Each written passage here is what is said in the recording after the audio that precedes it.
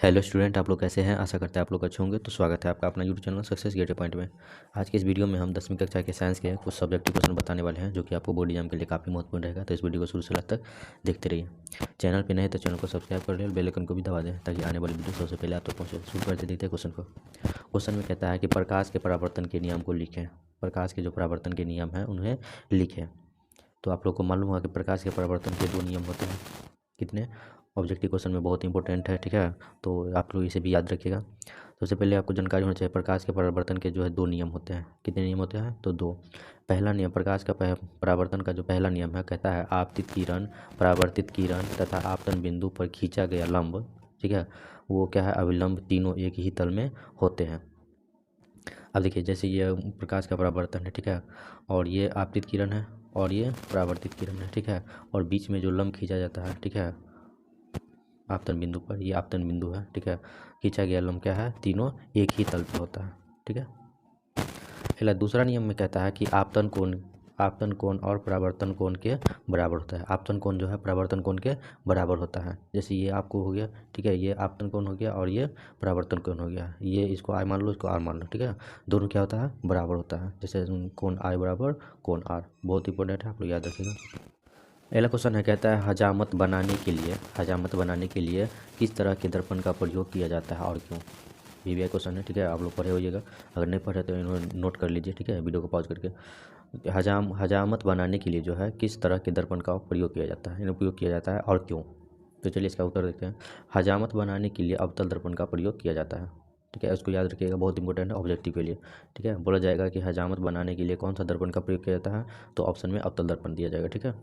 क्योंकि, ठीक है, अब कहता है क्यों, तो क्योंकि जब चेहरा अवतल दर्पण के ध्रुव तथा फोकस के बीच होता है, ठीक है, अवतल दर्पण के ध्रुव पर तथा फोकस के बीच होता है तो दर्पण में चेहरा का बड़ा, सीधा तथा आभासी प्रतिबिंब होता है, ठीक है, ताकि उसे काटने में, ठीक है, सहायता मिल सके। बहुत इंपॉर्टेंट क्वेश्चन है। अगला जो क्वेश्चन है, कहता है वास्तविक और काल्पनिक प्रतिबिंब में अंतर स्पष्ट करें। वास्तविक प्रतिबिंब और काल्पनिक प्रतिबिंब में जो है, कहता है अंतर स्पष्ट करना है, ठीक है, यानी दोनों में क्या अंतर है।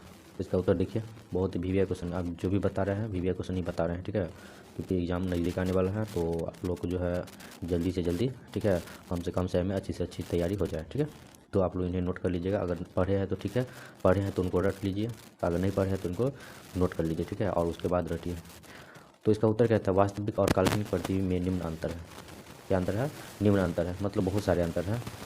तो सबसे पहले वास्तविक प्रतिबिंब के बारे में बताएं, ठीक है। पहला इसका कहता है, पहला पॉइंट कहता है कि यह जो है, ठीक है, यह मतलब वास्तविक प्रतिबिंब जो है वास्तविक किरणों के मिलने से बनता है। क्या बनता है? वास्तविक किरणों से मिलने से, ठीक है, बनता है।